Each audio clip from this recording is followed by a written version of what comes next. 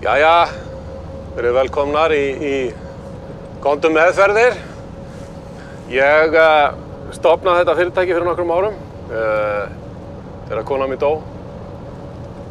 Hún dó reyndar ekki, en hún er svona döð fyrir mér. En ég er ekki menntaður leiðsögumaður, enda held ég að það sé óþarfi. Og þær upplýsingar sem að þið fáið í þessari ferð eru trúnaðarmál. Kynntu þér örnefnin á ferðnunum og á ms.is. Mjólk er góð.